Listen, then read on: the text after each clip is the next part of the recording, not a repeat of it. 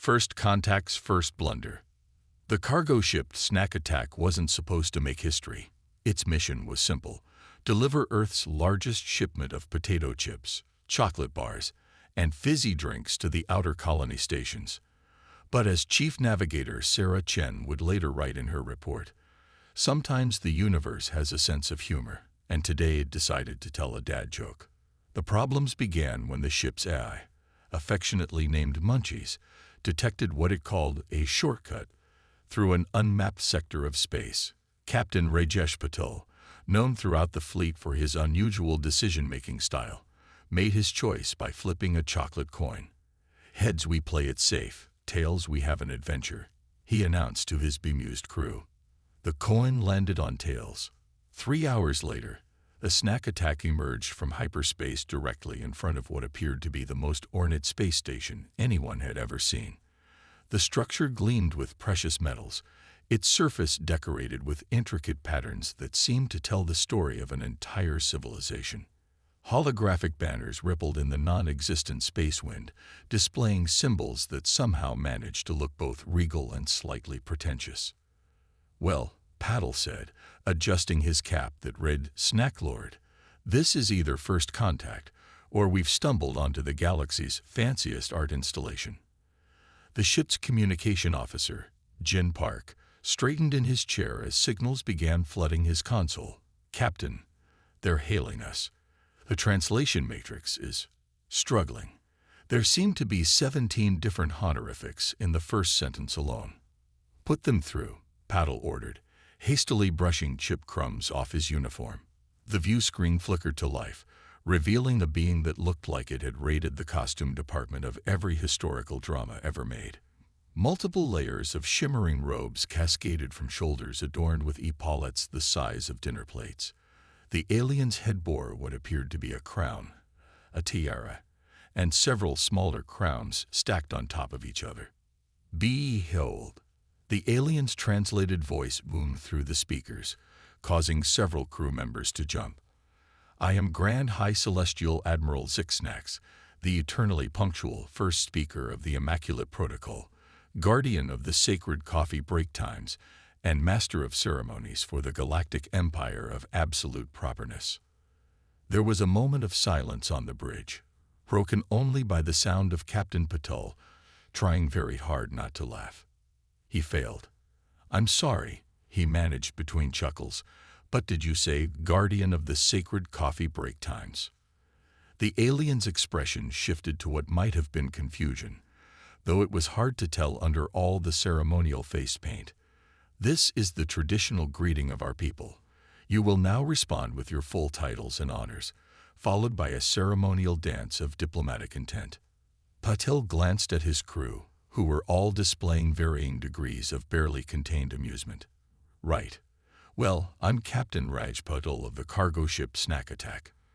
My main title is Guy Who Keeps the Snacks from Floating Away in Zero-G, but my crew usually just calls me that dude with the lucky chocolate coin."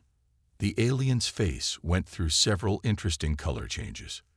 This is not proper protocol. Where are your ceremonial robes? Your badges of office? Your anti-gravity cape of authority?" "Mate, I'm wearing cargo shorts under this uniform," Patel admitted. "They have lots of pockets. Very practical." The bridge of the alien station erupted into what sounded like several different kinds of scandalized gasps. One officer in the background appeared to faint dead away, their own anti-gravity cape floating dramatically as they fell. But, Admiral Zixnax sputtered, "How do you maintain order? Hierarchy? The sacred balance of power?" "Oh, that's easy," Sarah chimed in from her navigation station. "Whoever brings the best snacks to the shift meetings gets to pick the music for the day." This prompted another round of gasps from the alien bridge crew. One of them could be heard whispering. They let their subordinates choose music. "Speaking of snacks," Paddle said brightly, completely missing, or more likely, ignoring, the cultural crisis he was causing. "We've got about 17 tons of Earth's finest junk food in our cargo hold. Would you like to try some? We've got these new chips that change flavor depending on which way you tilt your head." Admiral Zixnax's many-crowned head tilted slightly. You would share your sacred provisions with us, without first performing the ritual of mutual sustenance agreement, without filing the proper forms in triplicate. Well, yeah, Patel shrugged. Sharing snacks is kind of our thing. Plus, I really want to see what happens when you try a fizzy drink for the first time.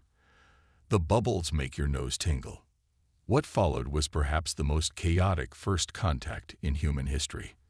The highly formal Galactic Empire found itself completely unprepared for humanity's casual approach to, well, everything.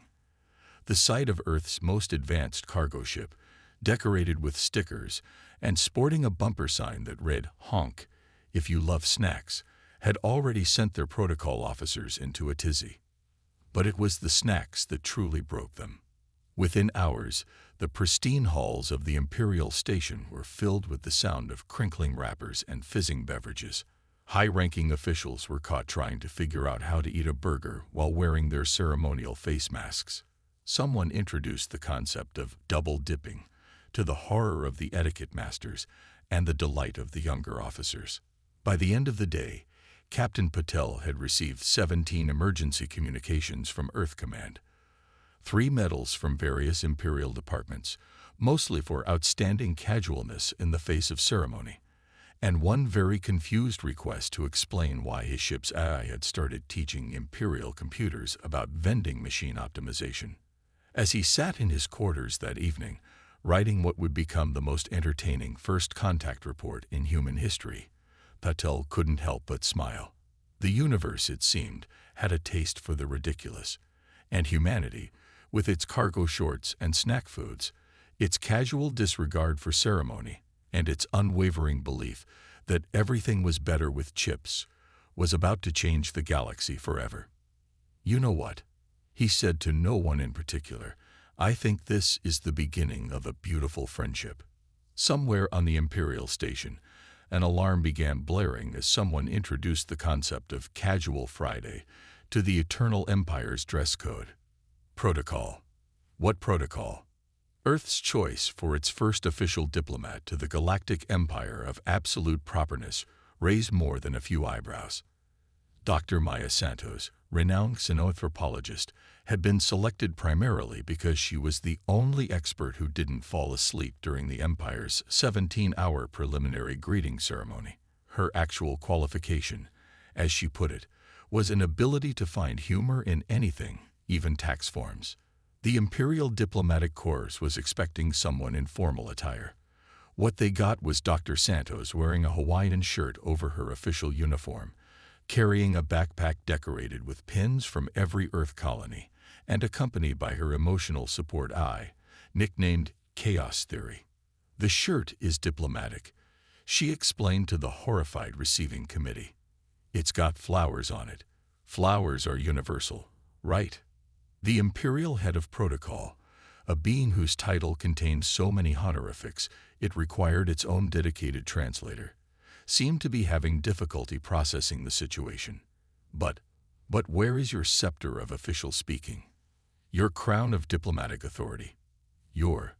Oh, I brought snacks instead," Maya interrupted cheerfully, pulling out a bag of multicolored candies. "Anyone want some? They're sour on the outside, but sweet in the middle. Kind of like life, you know." The protocol master's eye stalks twitched in what might have been either fascination or terror. Possibly both. The first official diplomatic meeting was scheduled to take place in the Hall of Eternal Formality, a chamber so grand that its architecture appeared to be showing off. Maya took one look at the rigid rows of seats, each positioned according to 17 different hierarchical calculations, and promptly sat cross-legged on the floor. "Much more comfortable," she declared, pulling out a tablet. "Now, should we start with the boring stuff or the fun stuff? I vote fun stuff. Anyone want to learn about Earth memes?" Dr. Santos, the protocol master, managed, their voice strained. "There are 10,000 years of traditional ceremonial greetings that must be observed before." "Did you know," Maya interrupted, "that humans once spent 3 whole years arguing about whether a dress was blue or gold? We literally had scientists studying it. That's the kind of species you're dealing with here. The assembled imperial diplomats exchanged glances. Their extensive training had not prepared them for this. The manual on proper diplomatic procedure was exactly 47,892 pages long, and nowhere did it mention what to do when the other party simply ignored it entirely. But the ceremonies, one brave soul ventured. "Oh right, sorry." Maya brightened. "I almost forgot. Chaos theory. Hit it." Her AI promptly began playing what it called Earth's greatest diplomatic hits, a playlist that somehow included both classical masterpieces and Baby Shark. The resulting chaos was spectacular. Maya, completely unfazed by the diplomatic meltdown she was causing, proceeded to give an impromptu lecture on human culture that jumped from topic to topic with all the predictability of a quantum particle. "And that's why we put tiny paper umbrellas in drinks." She concluded one particularly confusing tangent. "Any questions?" Every hand in the room went up, accompanied by various appendages that might have been hands. "Great," Maya beamed. "But before we get to those, who wants to learn about high fives?" The Imperial Diplomatic Corps discovered, much to their horror, that their carefully cultivated immunity to cultural shock was useless against humanity's particular brand of chaos. Maya's approach to diplomacy included introducing casual Fridays, which somehow expanded to casual everydays, teaching imperial officials how to fist bump, and explaining why humans found cat videos so entertaining. But how do you maintain proper diplomatic distance? The protocol master asked desperately, after Maya had convinced half the imperial court to participate in what she called a trust fall exercise. "Oh, we don't," Maya replied, helping an imperial noble up from the floor. "Humans are basically space puppies. We want to be friends with everyone. Speaking of which, who wants to learn about group hugs?" The resulting diplomatic report to the Imperial High Command was a masterpiece of confused bureaucracy. It included such observations as the human diplomat appears to regard our sacred ceremonies as team-building exercises, and they keep attempting to make our proceedings more fun. Request immediate guidance on proper response to fun. The situation reached its peak when Maya introduced the concept of casual gaming during diplomatic meetings. "It's multitasking," she explained, while teaching a group of Imperial junior diplomats how to play Among Us. Besides, nothing builds trust like accusing each other of being imposters. The Imperial Academy of Diplomatic Arts was forced to create an entirely new course, Human Interaction. Surviving the chaos. The first lesson was simply learning to accept that humans might interrupt a formal ceremony to show pictures of their pets. By the end of her first week, Maya had accumulated an impressive list of accomplishments, convinced the Imperial Guard to try a conga line, introduced the concept of casual snacking during state meetings, taught the Imperial Choir the lyrics to Sweet Caroline, started a trend of decorating official robes with googly eyes, successfully argued that memes should be considered a form of diplomatic communication. "You know what your empire needs," she announced during one particularly long ceremony. "Ice cream. Everything's better with ice cream." Chaos theory. Make a note. Request emergency shipment of Rocky Road. Diplomatic necessity. The AI dutifully added it to what had become known as the ways to give the protocol master a headache list. As Maya prepared for bed that night, she received an urgent message from Earth Command asking about rumors that she had somehow convinced the Imperial Court to adopt casual Fridays. "Oh, that," she typed back. "Yeah, turns out even beings of absolute properness enjoy wearing funny socks sometimes. By the way, we might need to explain what a viral dance challenge is to the Imperial Security Council. No reason, just, hypothetically."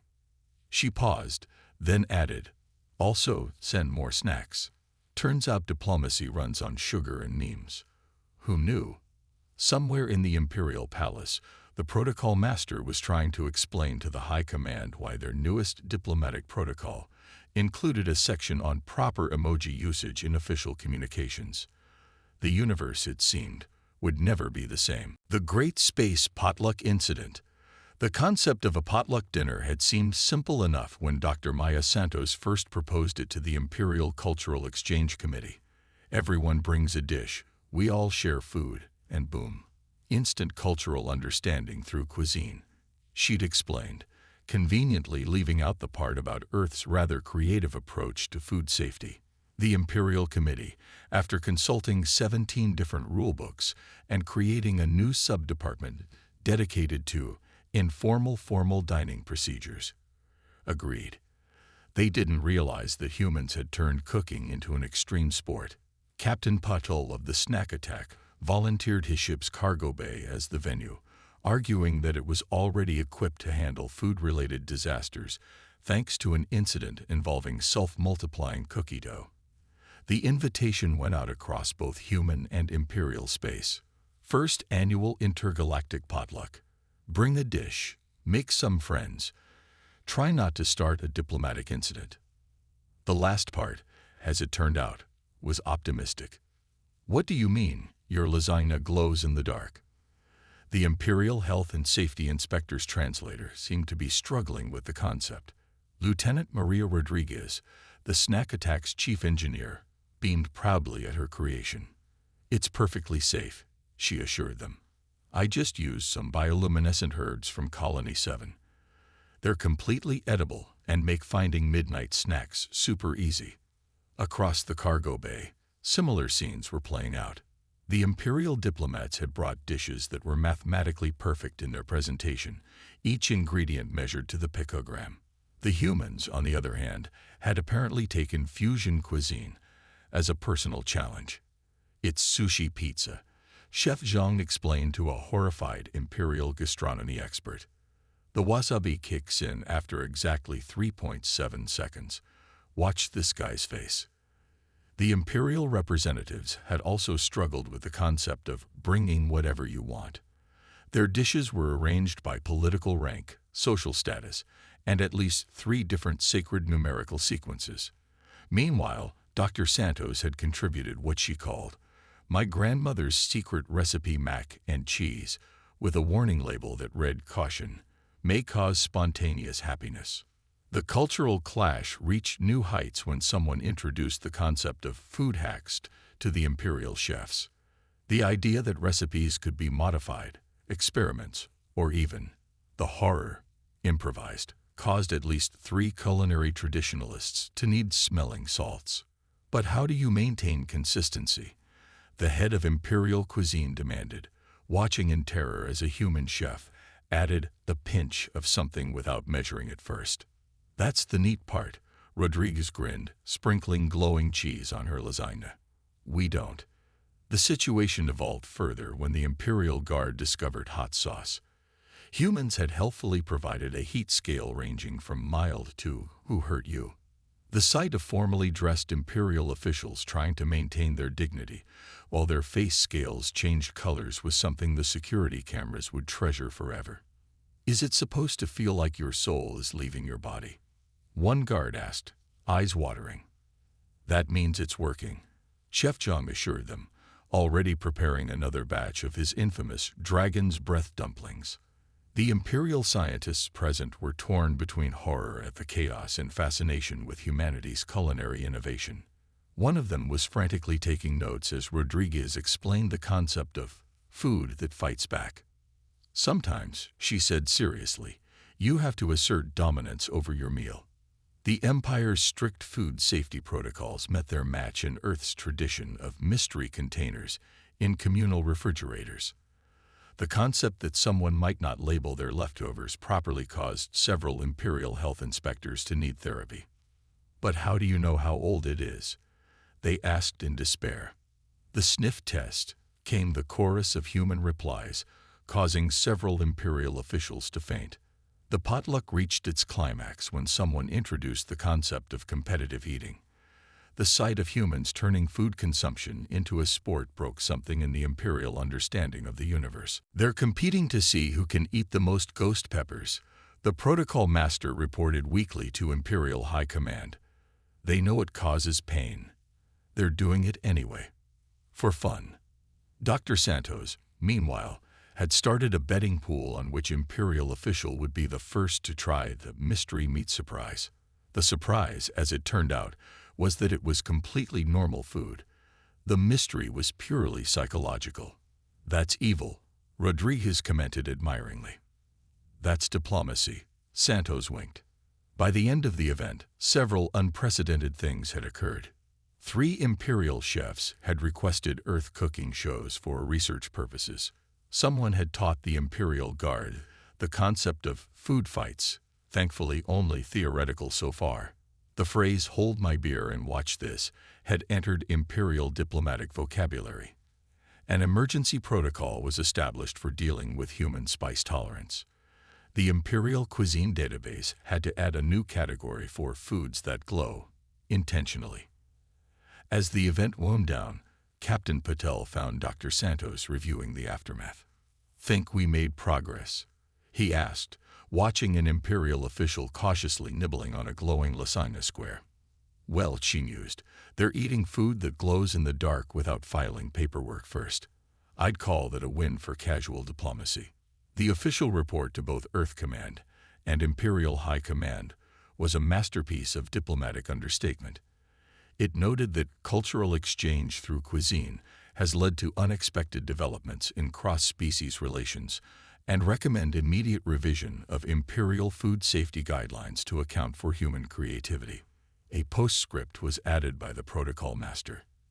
"They don't even measure their ingredients. The universe is chaos and humans are its agents." Dr. Santos considered this the highest praise possible. She celebrated by introducing the imperial court to the concept of food trucks, but that's another diplomatic incident entirely. Emergency Dance Party Protocol. The Imperial battle fleet emerged from hyperspace in perfect formation, their ships arranged in a pattern so precise it could have been used to teach geometry.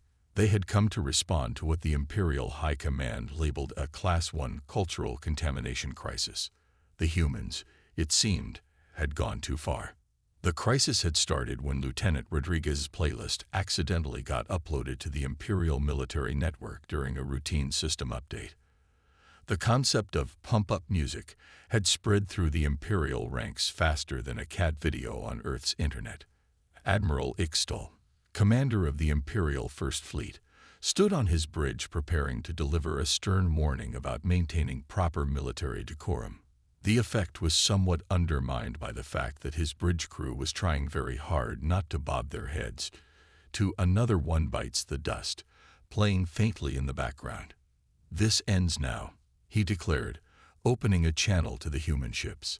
"The Imperial fleet demands that you cease this cultural corruption immediately, and is that the Macarena?"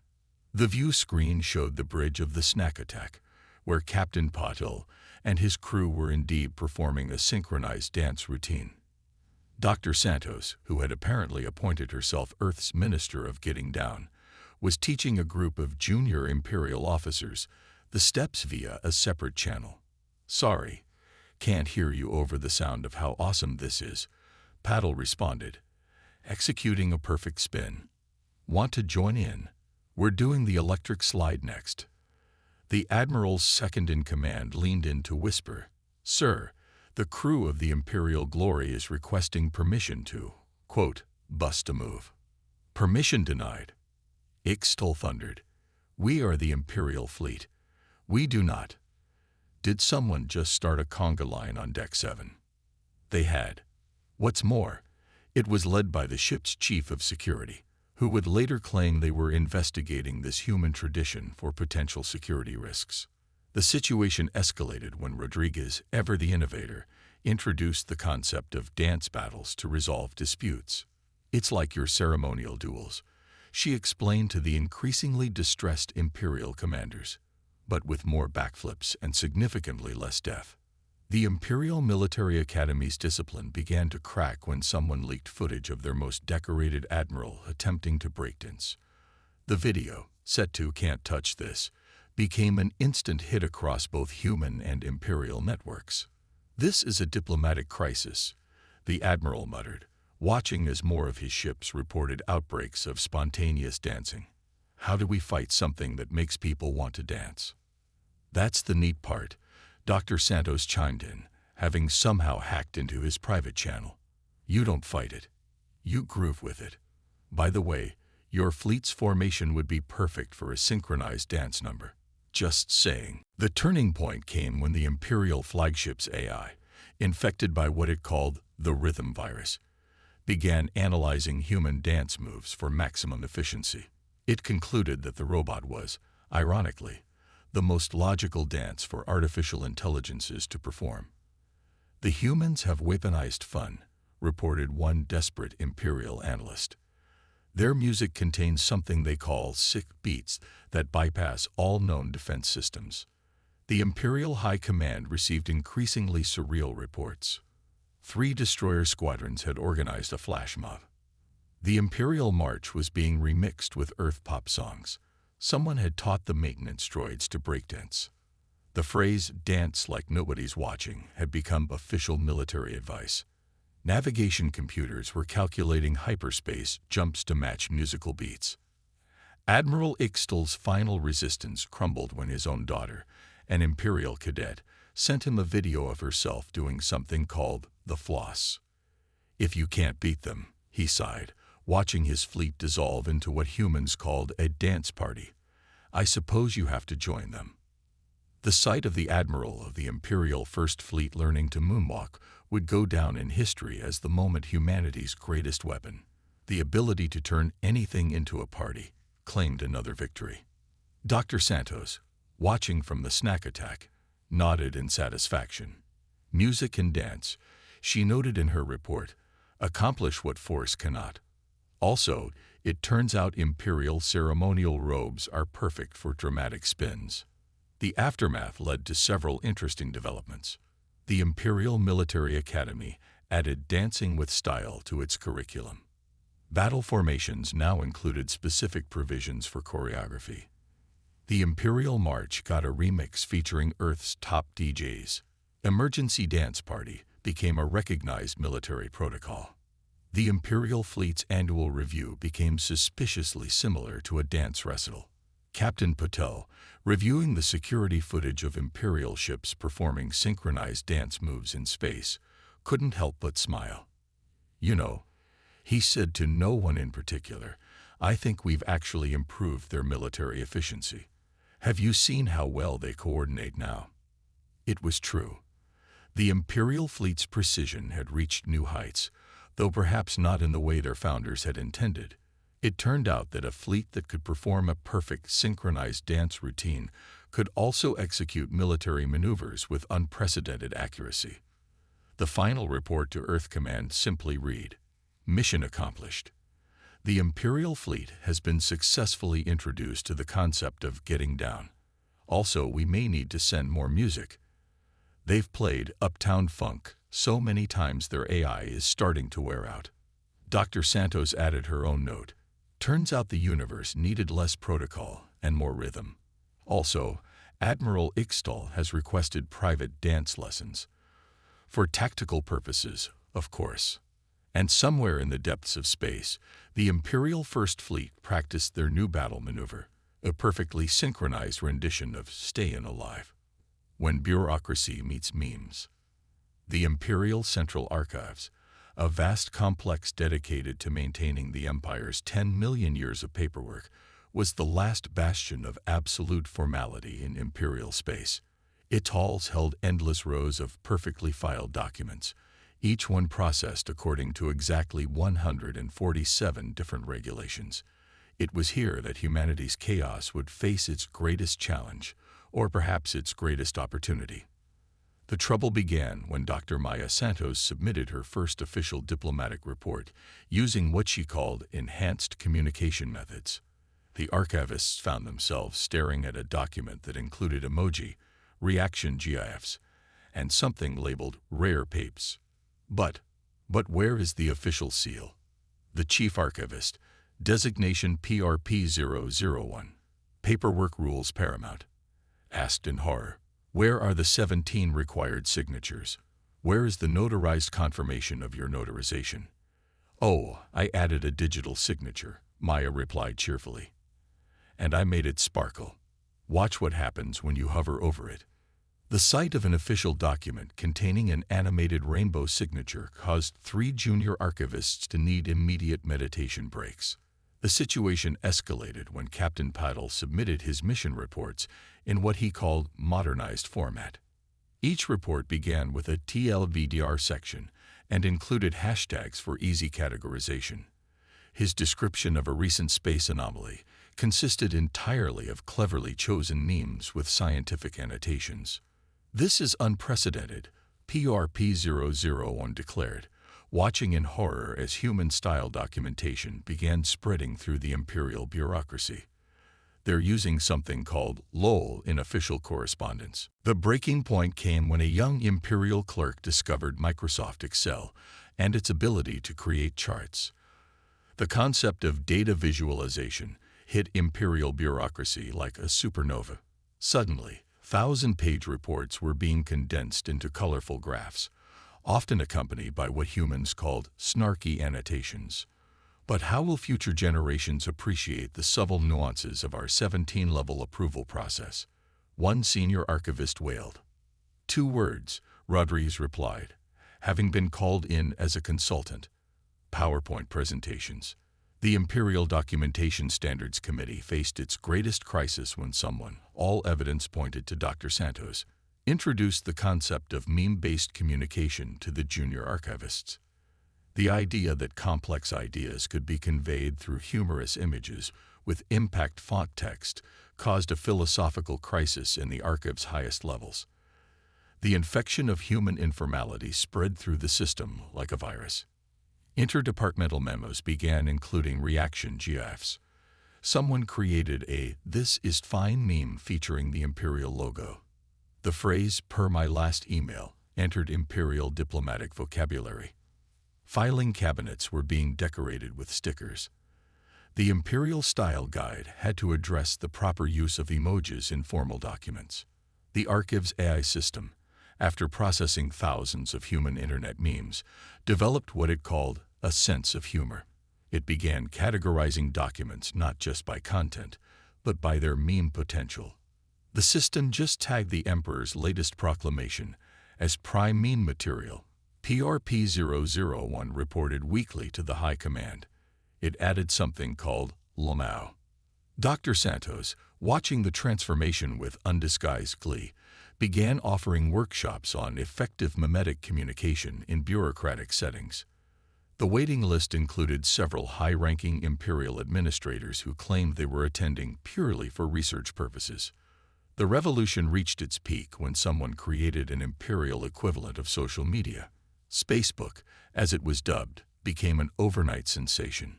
Even the most formal imperial officials found themselves unable to resist the allure of sharing cat pictures, or their species equivalent, during office hours. Captain Patel discovered that his ship's AI, Munchies, had started a trend of rating imperial protocols on a scale from basic to extra. The sight of ancient imperial ceremonies being reviewed with modern internet slang caused several traditionalists to need extended vacations.